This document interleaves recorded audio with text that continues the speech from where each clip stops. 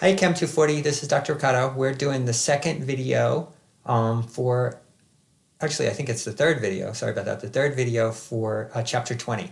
So this section is going to focus on electrochemistry, which is creating batteries, in other words, using the chemical potential from a chemical reaction and harnessing it in such a way that you can push the electrons through an external circuit and make electrical energy. So that's the first type that we're going to study. Those are going to be called voltaic or galvanic cells, the ones where you have a spontaneous reaction that occurs and you force the reaction to go through an external circuit. So you can have the battery in your car and it's always there for you when it's charged up.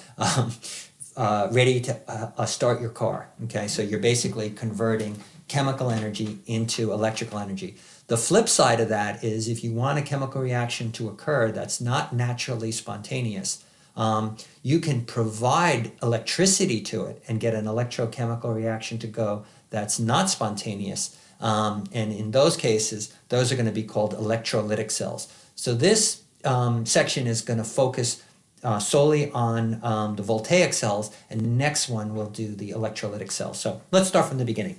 Electrochemical cell is a system consisting of electrodes that are dipped into an electrolyte and in which a chemical reaction either uses or generates electric current. In every single case, you can't have an electrochemical cell unless you have an oxidation reduction reaction. So oxidation reduction is set up in such a way as to force the electron transfer to occur via an external circuit. So you have to physically separate the chemicals that want to oxidize and the chemicals that want to reduce. Because if you put them together, they would just react directly. Why would they go and force their way through this wire? But if you physically separate them, and then the only way that they can react is for the electrons to go through this external circuit, then you can harness electrical energy from that chemical potential. So turning chemical energy into electrical energy directly. Okay, so what is a voltaic or a galvanic cell? It's an electrochemical cell in which a spontaneous reaction generates an electric current. In all of these cases, since they're spontaneous, delta G for the cell, the free energy of the cell, is negative. And we already know from the last chapter that means it's spontaneous. You put the things together in the correct order and they will start to react on their own. But we're going to define a new term called E for the cell. So E for the cell is the electrical potential of a cell, and it's going to be measured in volts. Well, the way the formula is going to work is there's going to be a negative sign in the relationship between delta G and E. So whenever a chemical reaction is spontaneous and has a delta G that's negative, E for the cell is going to be positive. So if we want something to occur, we want it to have a natural positive voltage when you set the system up. So E for the cell positive, delta G for the cell negative, spontaneous. Okay. In electrolytic cells, you have an electrochemical cell in which the electric current drives an otherwise non-spontaneous reaction. So until you bring the battery into the situation, if you just connected the electrodes and you didn't provide any external electrical power, the reactants would just sit there. Why? Because that chemical reaction is non-spontaneous.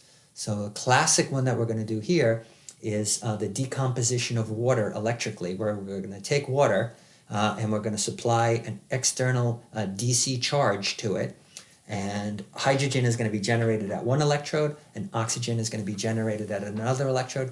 Unless you provide the external voltage, this won't occur. You can just stick a wire into water. If there's no potential on that wire, or if the potential is too low, you won't get the chemical reaction to occur. So how do we take a non-spontaneous reaction and make it spontaneous? We add a battery to it. We provide an external supply of electrical energy. So since it's non-spontaneous, delta G for the cell is going to be positive, right? The free energy is the amount that can do work, including electrical work, or in this case, since it's positive, that is the external electrical work that you would need to add to get the system to go. And then E for the cell is going to be negative. So see how these guys are opposite? and these guys are opposite. Okay, here's the formula. Delta G for the cell is going to be equal to minus N times the Faraday constant times E for the cell. Here's the Faraday constant. You'll see it later on. The Faraday constant is 96,500 coulombs of electric charge. This is the metric system unit of electric charge per mole of electrons. The way you get the Faraday is you take Avogadro's number and multiply it by the charge on one individual electron. Okay, and that kind of makes sense because electrons have to flow. So if we count the electrons that are flowing through the system at a certain potential, we'll figure out how much total energy we can get out. So again, it's per mole of electrons that flow through the system. What's N?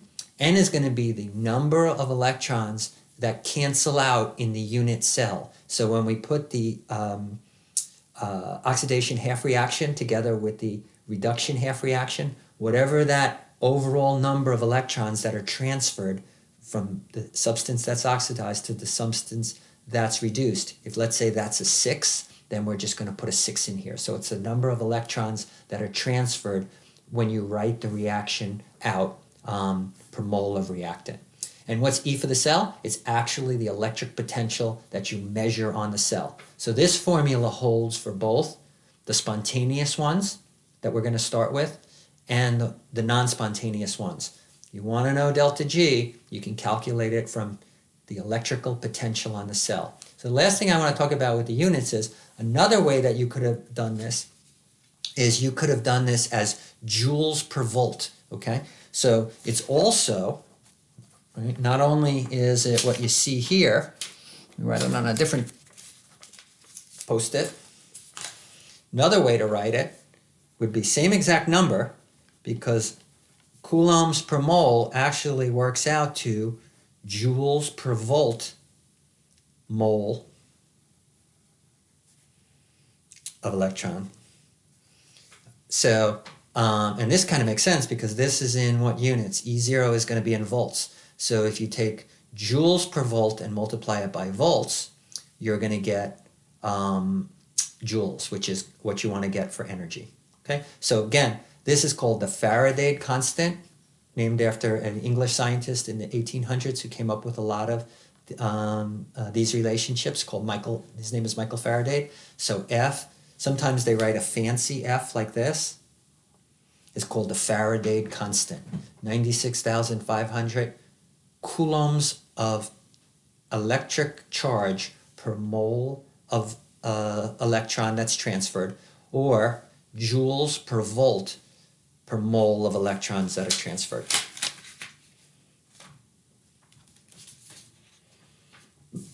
Okay, let's take look at a couple of examples. Voltaic cells consist of two half reactions that are electrically connected. Each half cell is a portion of the electrochemical cell in which the half reaction takes place. So every voltaic cell has got to have a place where oxidation is taking place. We have the oxidation half cell and we have the reduction half cell. It physically would work no matter which one you put on the right or on the left, but I think we want to get in the habit of putting the oxidation half cell on the left and the reduction half cell on the right, because oxidation is the place where electrons are transferred from. So if we put it on the left, our flow of electrons is going to be from left to right, which is kind of natural to us. We kind of think from left to right. So here's our first example, okay? So the way we, what's the best word that I'm thinking of? The way we summarize or describe the cell is with this kind of system here. I guess abbreviate, I guess is the best word. If I want to say that I have this particular set of half reactions, I write it like this. So basically, every time you have a line, that's a physical boundary between either a solid and a liquid or a liquid and a gas, and we'll talk about what's going on in here in a second. But this line means that I have a piece of zinc, okay, in contact with zinc plus 2 solution. So that's my first electrode, okay? So I can almost take that and complete it by drawing the rest of the beaker, okay? That's what's happening in one cell. In the cell that's right next to it, right? This is the oxidation part, and we can see that because zinc is going to zinc plus 2. Here I have copper plus 2 going to copper. So how would I write that? I would write that as, again, I have the copper plus 2. It's the starting thing, so I write it first, and it's going to go to a piece of copper. So this double line, okay, is what we call the salt bridge.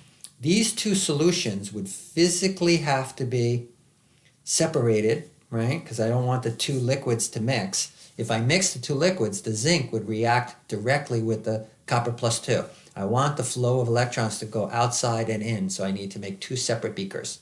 So can you see, if you think about this as the double walls of the beaker, this is the wall of the first beaker, this is the wall of the second beaker. You can almost draw that out in your head and picture that. Okay, so I have a piece of zinc and it's dipped into zinc solution. So here's my piece of zinc dipped into zinc solution. I have a piece of copper dipped into copper. Okay, I'm going to connect them through an external circuit so the electrons can flow through them. Okay, but I can't complete the circuit though because electrons are going to flow this way. I would have a buildup of negative charge over here and I can't have that. I have to complete the circuit. So the last thing you always have to add is a way for ions to travel back across here. And the net flow, if electrons flowed this way, if electrons flowed that way and that was negative, then we have to have some kind of either positive ions go this way, plus 2 go that way, and that could be a zinc plus 2, or I have to have a counter ion, something like sulfate or chloride, travel back this way. So it's actually probably a combination of both because I need to keep charge neutrality, okay? So the actual connection of the wires is only one way. And then this is a material that's a salt that's wet, that's saturated.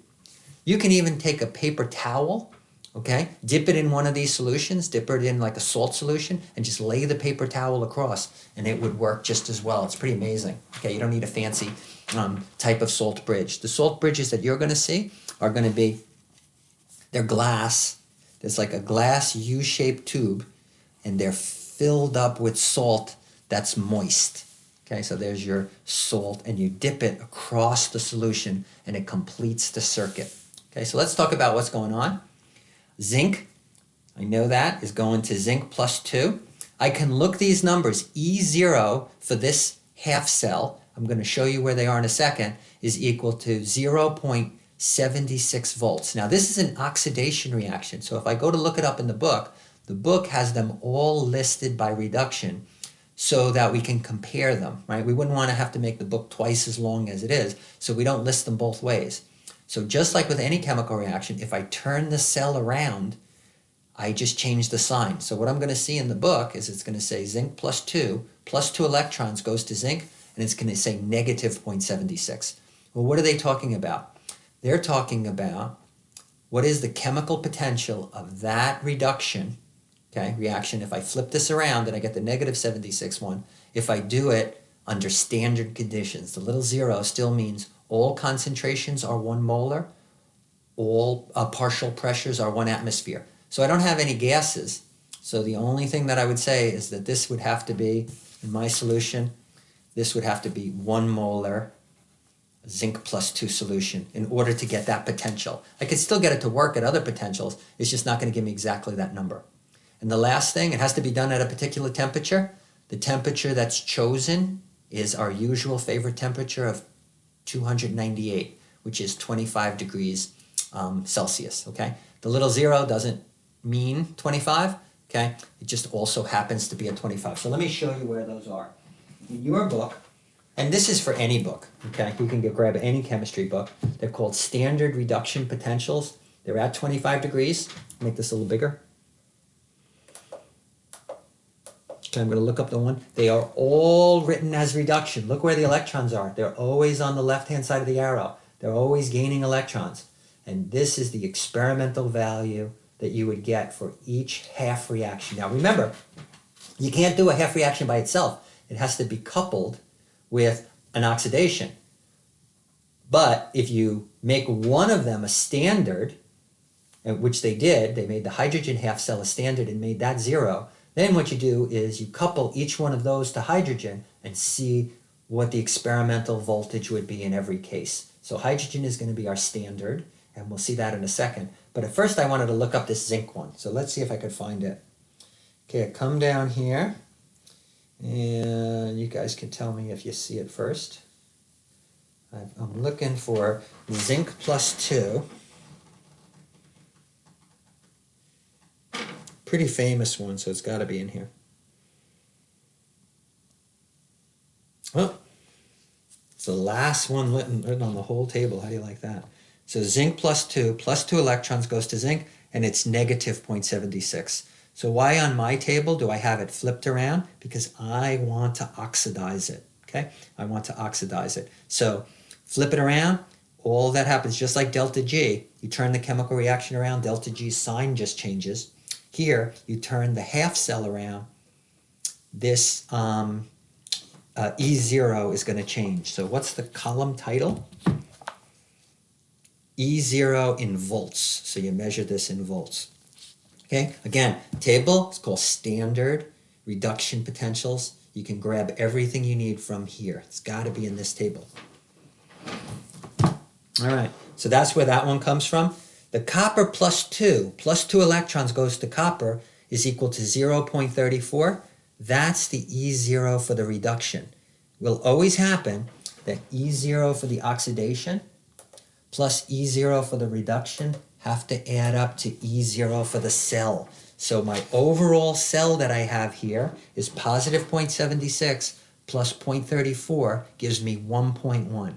In other words, if I create the electrochemical cell that I can show you from the book, or I could draw pretty quickly, okay? We actually already drew it. It's this guy, okay? And I measured the voltage. I put a voltmeter in here. If the concentration of copper +2 in the right was 1 molar, and the concentration of zinc in the left was 1 mole per liter, and I did this at 25 degrees, I could expect to see a voltage across the anode and the cathode of exactly 1.1 volts because I'm doing it under standard conditions. It'll still work if I change these concentrations. If I make this one lower or make this one higher, it'll still work, and I'll have a way to adjust it for non-standard conditions, just like we did last chapter. But under standard conditions, I just get the numbers from the book. Now this copper one, guys, when I look it up in the book, since it's already a reduction, I'm going to find it exactly the way I see it. So let's look for it. Here, down here, here's copper +1 electron, that to make the sort of metastable copper +1. I'm not looking for that one. I'm looking for this one. Copper +2 electrons goes to copper solid, and there's my 0.34. So I didn't have to do anything to it. I left it alone. Why? Because it's always listed in this table as a reduction, and I needed a reduction. Okay, I put the oxidation half together with the reduction half reaction, you get the overall cell potential, right? E for the cell is equal to E ox plus E red, and for us, we even had little zeros on them because we did it under standard condition. E for the cell 0 is equal to E ox 0 plus E red 0. Okay, I'm gonna make this a little smaller. All right, so we have names for the 2 electrodes. The place where oxidation always occurs, in our drawing, it's going to be the one on the left, okay, and that's probably a good way for you to think about it, okay, is it's the electrode in which oxidation occurs, okay? This is always true. The place where reduction always occurs is the cathode, okay? So the electrode where reduction occurs is called the cathode. Now, how are you going to remember that? Just do the vowels. A is a vowel, and oxidation is a vowel. O is a vowel. So oxidation occurs at the anode. Cathode, reduction, these are 2 consonants. Consonants, not consonants. Okay, so the anode is zinc, and the cathode is copper. So on my little diagram, I could call this, could give this guy a name. This guy's the anode. This guy's the cathode. It's the piece of metal, right? It's the electrode that's sitting into the solution. Okay, so down at the very bottom of this page, these definition holds for all electrochemical cells, both voltaic and electrolytic. The only thing that's going to change, guys, is what the charges are. In our system, these voltaic, natural, spontaneous cells, the oxidation, which has the buildup of electrons, is going to turn out to be negative. And the reduction, which turns out to be positive, is what we're going to have for this kind of cell, the naturally occurring ones. In the ones that we have to force the chemical reaction, this is still the anode, it's still oxidation. This is still the cathode, it's still reduction. But in those, this guy's going to be positive and this guy's going to be negative. That's going to switch. This part doesn't. Notice on this whole page, I never wrote the charges because I didn't want to confuse you, right? The charges are going to switch depending on if it's naturally occurring, called voltaic, or not. Okay. So we have this overall cell reaction is the net reaction that occurs in a voltaic cell. So in our case, if I added up the two half reactions, I would get the chemical reaction is actually an electron transfer between zinc and copper plus 2. Okay? Even though they never see each other, they're in separate beakers, I'm getting them to react by transferring the electrons through the wire and giving it to the copper plus 2. And I wind up in the beaker on the right with copper solid. And what do I wind up in the beaker on the left? The zinc will slowly decay. If I weighed the zinc after a period of time, the zinc's mass would go down and the copper's mass would go up, okay? Because we're creating more copper and we're using up the zinc, right? Really neat. And okay, I have to complete the circuit. Can't complete the circuit without this special thing called the salt bridge. It's a tube of an electrolyte in a gel form, a gel that is connected to the two half cells of the voltaic cell. It allows the flow of ions but prevents the mixing of the different solutions that would allow direct reaction between the cell reactants zinc and copper. I can't have this because that would short circuit my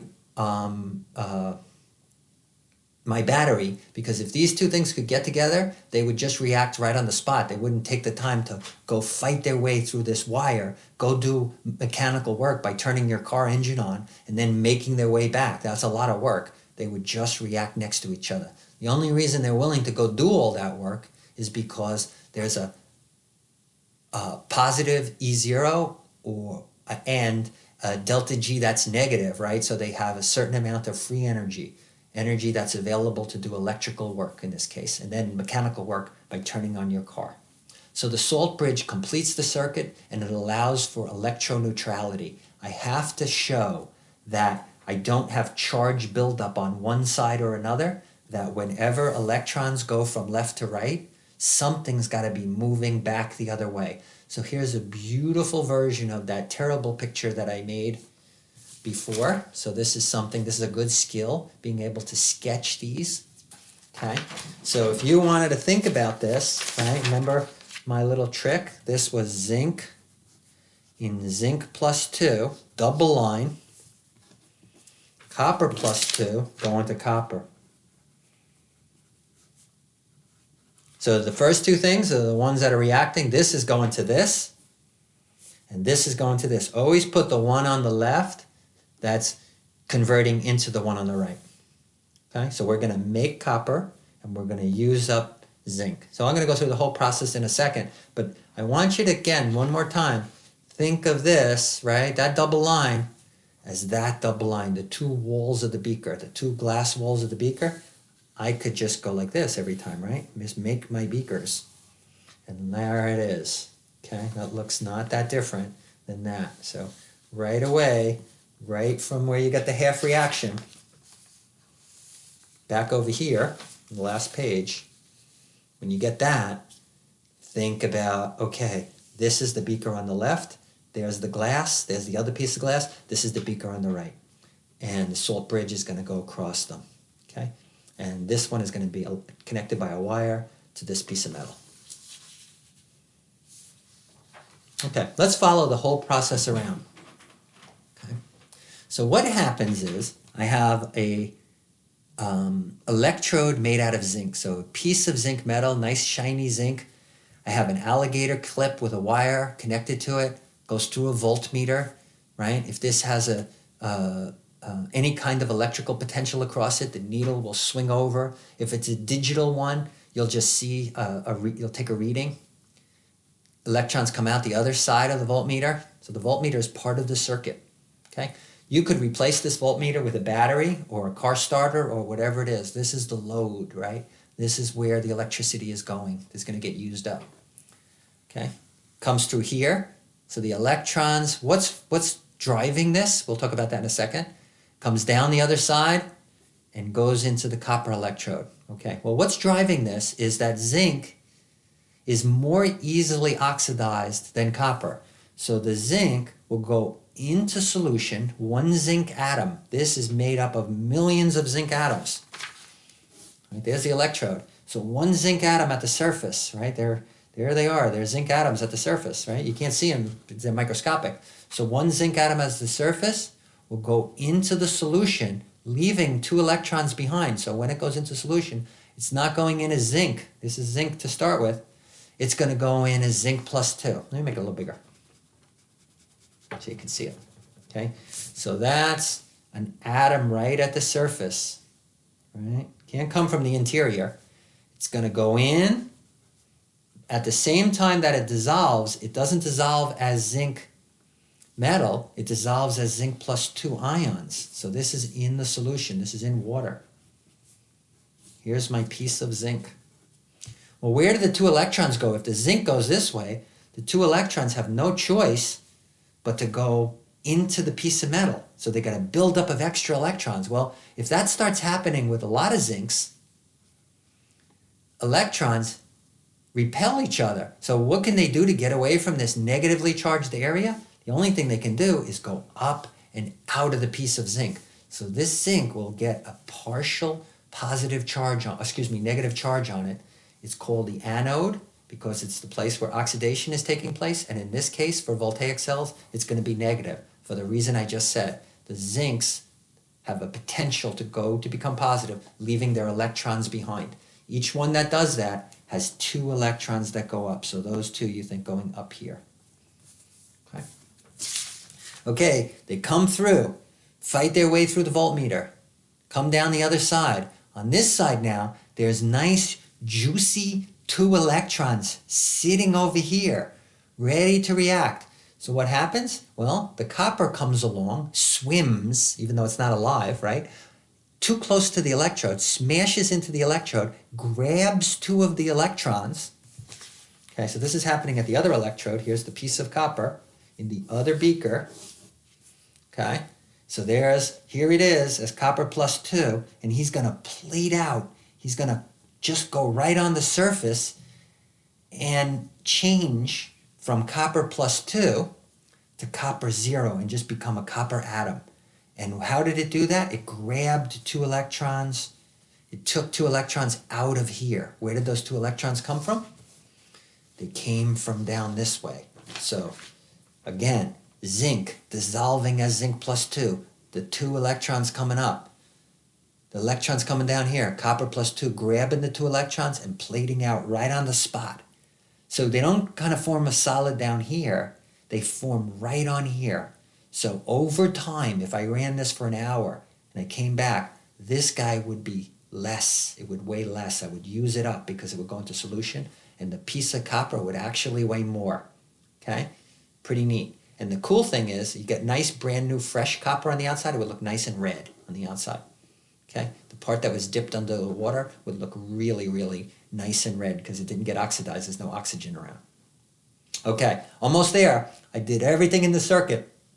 Again, this won't happen to any degree at all if I pull my salt bridge out because I need to somehow finish the run. All electricity, all electrochemistry, you gotta make a circle. Well, how can I make a circle? I'm getting pretty good at that, right? How do I make a circle? The only way to make a circle is for every 2 electrons that go this way, 2 potassium ions have to go this way. Well, we're saying, where's the potassium come from? Well, I just have to have extra potassium inside the salt bridge, right? So the salt bridge is made out of potassium nitrate. So the potassiums are going to go this way, okay? Or nitrates can complete the loop and go that way. So a little bit of the salt bridge over time will dissolve, okay? So the nitrates have to go this way. And remember, there's nitrates over here. So as these guys get used up, a little bit more can go into the salt bridge. So I could think about a total loop of negativeness, right? Once I get to here, though, it's not electrons. It's electrons in here. Then the rest of the way, it's nitrate. So that's probably the easiest way to think about it. But in reality, this also gives you charge neutrality, right? Positiveness going through the salt bridge at the same time as electrons go through the wire. Okay, last thing. If this is 1 molar and this is 1 molar, my expectation is E for the cell is equal to E0 for the cell because I have my cell set up perfectly. My cell is under the standard conditions. So if I did this experiment at 25 degrees, my voltmeter will read 1.1 volts. Okay, and the salt bridge is made out of some kind of ionic salt, potassium nitrate in this case. Okay, we talked about this a little bit before. In voltaic cells, E0, E for the cell is spontaneous. The anode is where oxidation is going to take place. That's always going to be the case, even down here, anode oxidation. And the anode is going to be negatively charged, okay? So if I touched it with a voltmeter, it would be negative relative to ground or relative to the other electrode, okay? The cathode is where reduction is going to take place. That's always the same. But in this case, in the spontaneous ones, they're going to be positive. Now, the easiest way to remember that is, hey, listen, if this is going to occur spontaneously, the anode is oxidation, the one on the left. That's where electrons are piling up, so therefore it's negative. So to me, it makes sense that the one on the left is negative in the spontaneous reactions. So start the whole thing off in your head with the oxidation. Okay. All right, in electrolytic cells, E for the cell is negative, delta G for the cell is positive. This is non-spontaneous. The anode, you're still going to draw on the left. It's still going to be oxidation. Electrons are going to be still moving from left to right around the cell. But the anode is going to be positive in those cases. You're going to have to use the battery, right? It's not naturally going to occur. You're going to have to use the battery, an external voltage supply, to suck the electrons off. They're not going to want to come by themselves because it's not spontaneous. You're going to pull them. So how do you pull something that's negative? By attaching it to the positive side of the external power supply. And the same thing, the cathode is always reduction, but this time in the electrolytic non-spontaneous cell, it's going to be negatively charged. So if I went back to this picture here, if this wasn't a voltaic cell, everything else would be the same, except this guy would be positive and this guy would be negative. And this couldn't be just a voltmeter. This would have to be a power supply. I'd have to pull the electricity across. Okay, have to use electrical energy to make a chemical reaction occur. That's what's happening here. Okay, let's talk about the notation for voltaic cells. We always write oxidation. We kind of did this already, right? We write the oxidation half first, and that's going to occur at the anode, and it's going to be negative charged. Here's the reduction half, and it's going to be the cathode, and it's positive charge. So this is always anode, always cathode. The anode terminal is the zinc, right? Sorry, my screen went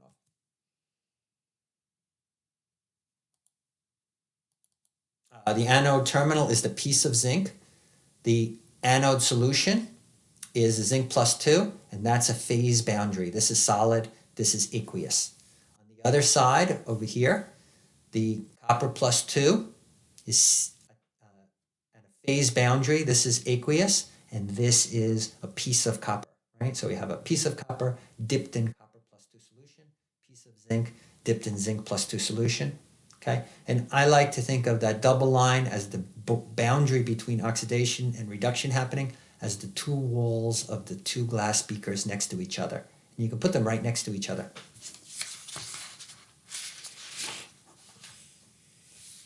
Okay, this is interesting. Sometimes we have electrochemical cells that don't have a solid electrode in them. The chemical reaction is happening, and you just need a physical place to dump the electrons, but the electrode itself is not part of the chemistry. So these are going to be called inert electrodes. And the classic case is the chemical reaction that occurs when hydrogen gets oxidized. So hydrogen gas, right? So you bubble hydrogen gas through a solution, okay? That's 1 molar in hydrogen plus ions. You do this at 25 degrees, so this is at partial pressure of 1 atmosphere and a molarity of 1 molar. That is the standard cell conditions. So I would have E0 for this particular reaction, okay? So that's H2 gas goes to 2H plus. If the hydrogen breaks apart and each of those H dots loses its only electron, I'd get 2 H pluses in solution and 2 electrons. Now remember, they're not free to flow around the electrons. They have to go up through a wire. And we're going to use platinum because platinum is such a good conductor of electricity and doesn't participate in any chemistry. So you really should do it on a platinum electrode. If you can't afford platinum, which a lot of us can't, it would still work very well on another kind of metal, that as long as the metal didn't participate in the chemical reaction. Okay, but platinum is the best. You could do it on gold or silver if you had to, provided the gold or silver doesn't undergo any reactions. Okay, all right, so E0 oxidation is equal to 0. And again, this is under standard conditions. I could still get this to work under other conditions. I just have a slightly different number. Okay, so this is perfectly 0. Now I'm going to show you that. It's going to be in the table. Now you say, how did they get that to be exactly 0? They made that one 0. They decided this will be our standard and everything else will be based on it. Okay, flip it around and look at it as a reduction. So sometimes you might want it as an oxidation depending on your chemical reaction. Sometimes you might want it as a reduction. Okay, so everything is the same. If I turn it around, I change the sign on 0. Well, 0 doesn't have a sign, right? So 0 is still equal to 0. This is the standard reduction potential. This is the one you're going to see tabulated in books. This is our standard reference. All of the other potentials are relative to this one. And that's how we come up with our system to see. Because remember, you can't have one thing by itself. So there's no absolute value of potential. All you can do is reference them, make one the standard, and then measure everyone else related to it. Okay, the ones that are easier to oxidize, the ones that are reduced easier are going to have a positive E0 relative to H+. They're going to be more reactive. They're going to be more easily reduced. Okay, again, everything's listed as reduction. So the more positive you are, the easier you are to be reduced. Okay? If you start to go negative, it means that you don't want to be reduced. You're less likely to be reduced than hydrogen. Positive numbers, more likely to be reduced than hydrogen. Negative numbers, less likely to be reduced than hydrogen. Again, conditions are exactly the same, right? That's what gives you the little 0. Okay? So hydrogen into hydrogen gas, hydrogen ions into hydrogen gas on platinum. Platinum to hydrogen gas to hydrogen. Now let me draw a crazy reaction where nothing would happen, or this would be pretty boring. I'd have this guy and I hook it up with it itself, right? Well, I'm not going to get any chemistry out of this, right? Just a waste of time, right? Because I have the same thing over here. I have the same oxidation as reduction.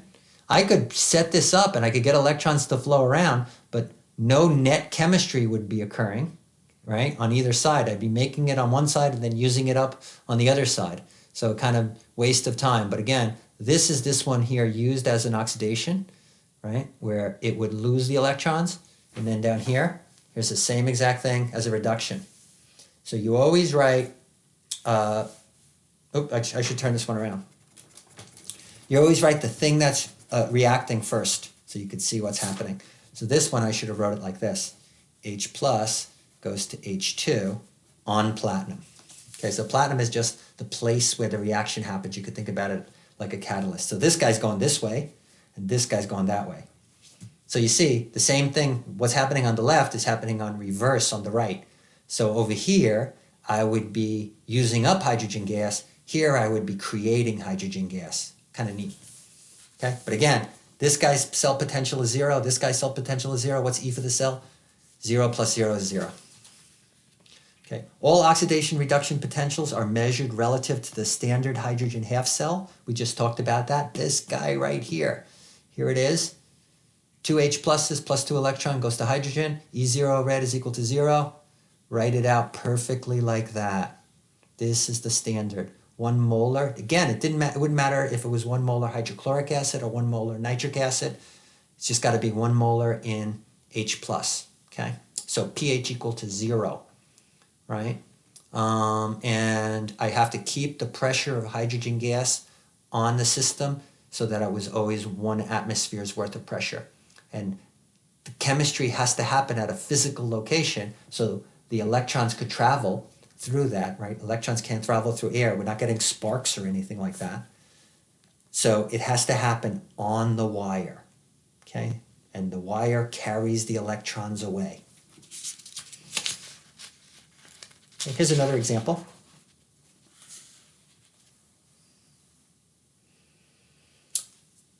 Write the redox reaction and draw the cell for the following cell at standard conditions.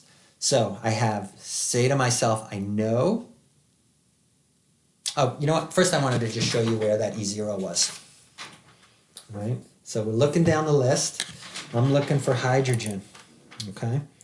And I find it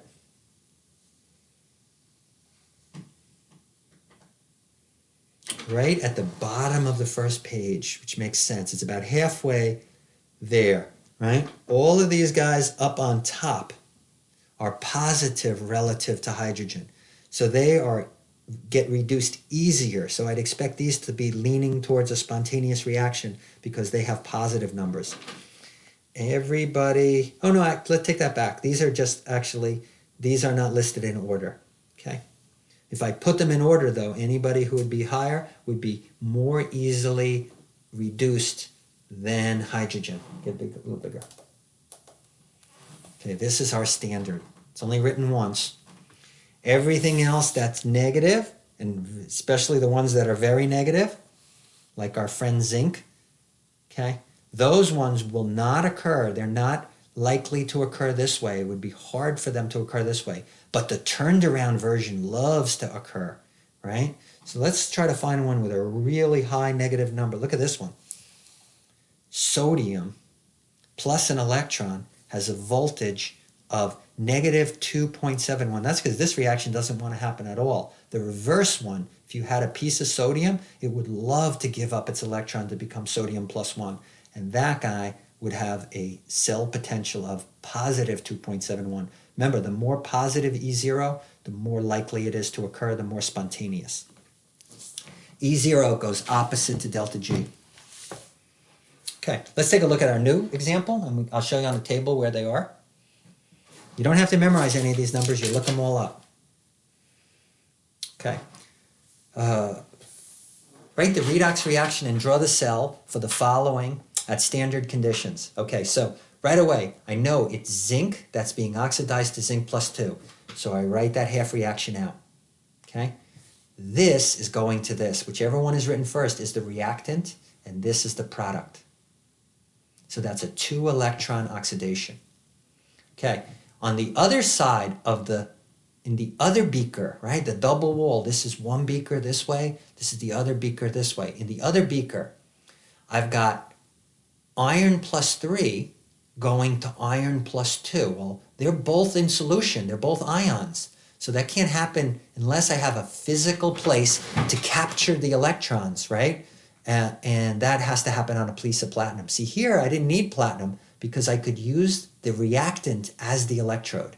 Zinc is a conducting metal, so it's not only the electrode, it's the reactant. Here, this is in solution, this is in solution, so the physical place where this transformation is going to occur is going to be on the piece of platinum. So I have zinc dipped into a solution of zinc plus 2. I don't care if this is zinc nitrate, zinc chloride, zinc, who cares, right? The counter ion is not participating. Same thing here. There's one beaker. Here's the other beaker. I've got iron plus 3 and iron plus 2 in solution. They're swimming around, minding their own business. If they come too close to the piece of platinum at the same time, they could transfer an electron, or I should say this, I have this and this in solution, both at 1 molar, but this is the reactant. So if the zinc plus 3 comes too close to the piece of platinum, it could grab an electron from it and become zinc plus 2. See, these guys are going into solution. The electron's going up. The wire always goes from left to right, comes down. Iron 3 goes to iron 2. Okay, this is a clear, colorless solution. This is like a yellowish solution. Okay. So, other thing that's important, this is a 2-electron oxidation naturally. This is only a 1-electron reduction, right? For zinc to go from zinc plus 3 to zinc plus 2, I only need 1 electron. So look at that. I could do 3 fingers there, okay? Right, so, right, it's only 1 electron. So why do I double it? I double it because to go around in a circle, like you would with anything, you have 1 quarterback throwing 2 passes, you need 2 receivers to catch them, right? So you always have to balance out the number of electrons. The electrons have to cancel out. So these 2 electrons cancel with these 2 electrons. Has to be. You need to double this. Now this is important. Don't double this, right? You would think, oh my God, I just doubled that. I better double that. No, these are potentials. These aren't number of electrons. So the gap, the difference in energy between this and this is what it is. It's 0.77. I looked that up. Okay, so I'm going to look these 2 numbers up, show you where I find them. Then when I put them together, I just sum them up, right? So if both of them are positive, that means add them. If one was positive and one was negative, I have to take that into account. So since they're both positive, they add up to 1.53. So if I make this cell at 25 degrees and everything is at standard conditions, I have an expectation to hold the voltmeter across it, and my reading should be 1.53. So it's very measurable. You can do great labs with this stuff. Okay? Multiply the reaction by 2, but don't multiply E0 by 2. Okay? You guys take a look at the cell for a second. I'll go over it. Okay? That's perfect. We could stop right there. But I want to go and find the 2 numbers for you. So I need zinc going to zinc plus 2. Well, we had found that one before. Zinc going to zinc plus 2. 2 electrons, okay? But this, guys, is opposite. I have this way, zinc going to zinc plus 2 electrons. So I have to reverse this. Remember, the table is always written as reduction, so I have to turn this around and make it positive 0.76. That's the positive, oops. That's the positive 0.76, right? I had to turn that top one around. You're always going to have to turn the top one around. The top one is oxidation. The left one is oxidation. The right one you leave alone. So I'm looking for zinc plus 3 going to zinc plus 2. Not zinc, sorry, iron.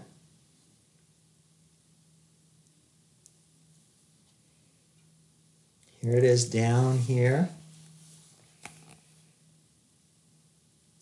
Iron 3 grabs an electron, goes to iron 2, positive 0.77. I need it exactly the way I see it. So leave it alone, write 0.77. The only difference between what I have here and what I just showed you from the table is it's doubled. So what? Don't double this. Okay? The current is doubled, not the voltage. Add the 2 up. Add up E0 for the cell is E0 for the oxidation half reaction plus E0 for the reduction half reaction. Okay, let's follow everything around in a circle. Okay, this is a voltaic cell. I'm telling you it's spontaneous. Oxidation always happens at the anode. Oxidation always happens on the one on the left. If I was in the lab with you guys, I would advise you put this one physically on the left. Of course it would happen if you switched it around. You know, chemistry doesn't matter from left to right, but man, it makes it so easy to watch everything go around in a circle this way, right? We get everything clockwise, okay? So, anode is always where oxidation occurs. Cathode is always where reduction occurs. Since it's a voltaic natural cell, and you'd say, how do you know that? How do you know it's spontaneous? Oh, I know it's spontaneous because E for the cell came out to be positive. Whenever E for the cell is positive, it's spontaneous. I don't need to provide any electricity to get this going. Okay, all right. So here we go. Zinc comes up. Oh, excuse me. Zinc, minding its own business on the electrode. One of the ones that's right on the surface. One of those atoms that's right on the surface. There's this zinc right here. One of those leaves the surface, like physically leaves, leaving a hole behind, and goes into solution as zinc plus 2, right? Now it's floating around in the water. You guys can't see it, but it's floating around in the water. What happened to the electrons? Man, they go up this way. So for each zinc that leaves the zinc electrode, this bad boy is getting lighter over time. Physically, right? If I took its mass at the end, it would be less than before because it's reacting. It's going into solution. The zinc goes into solution. These are colorless, so you wouldn't tell that anything was happening. Okay? Here goes the electrons. There's a buildup of electrons on here. Too many electrons. There's too many electrons. I got to make my way. I can't go into the solution. Electrons can only travel through wires. That's why this is negative, because there's a buildup of electrons on here. So the electrons go through the wire, push the voltmeter forward, right? They do a little bit of mechanical work to move that needle. Comes around this way, goes down the piece of platinum. Now those beautiful juicy electrons are sitting on the piece of platinum. Here comes a zinc plus 3, comes too close to the positive electrode, right? Comes too close, grabs an electron, and goes off as iron plus 2. So this solution has to be 1 molar in both iron 3 and iron 2 at the start. Okay? How could I get that? Well, I can't just go get zinc plus 2. I have to put it in the form of a salt. So if I was doing this experiment, I'd get 1 molar zinc nitrate, put it in this first beaker, stick my piece of zinc in, attach an alligator clip, attach it to a voltmeter, down the other side to a piece of platinum. Don't steal the platinum from lab, guys. I know if you had a piece of platinum like that, you guys would be millionaires, okay? So even a strip of platinum like that would be expensive. So the platinum is sticking into there. And what do I put in here? I have a solution that's 1 molar in this and 1 molar in that. And how do I get it into it? I have to get them in the form of nitrates. Why is nitrate so good? Because it never precipitates, right? It's a universal solvent. You never have to worry about it precipitating, so I would make everything out of nitrates. It would still work with other ones, but you're not sure. Maybe you'd get some buildup on the bottom of stuff. It's always better to go with nitrates, right? Okay, let's complete the circuit. We got the electrons going around this way. Over time, this side is not going to become negatively charged relative to this side, okay? The electrons are flowing through it. I'd get electrocuted if I touched over here, right? Actually, it's such a little voltage you wouldn't, but let's pretend I get electrocuted if I touch these two spots. But if I touch the glass or touch the solution, I don't get any electric charge. So how does that happen? I can't just have electrons pouring in this way all day long unless I have something going back the other way to complete the circuit. Now, electrons can't travel through a salt bridge. What can travel through a salt bridge are ions. So for each 2 electrons that go that way, 2 nitrates have to go this way. So there's your complete circuit. Electrons, nitrates. Electrons, nitrates. So I just completed the circuit with all negatives. Okay, mentally though, or in reality, you're going to also have, for 2 electrons that go this way, 2 positives can go that way. So my salt bridge, I would make out of something like potassium nitrate or sodium nitrate. Potassium's great because it's very soluble too. Okay, ammonium nitrate. Notice they're dipping in. I took the time to make sure they're touching the solution. The cool thing is if I lifted this salt bridge up a little tiny bit, picked it up out of the solution, boom, the voltmeter would go down to 0.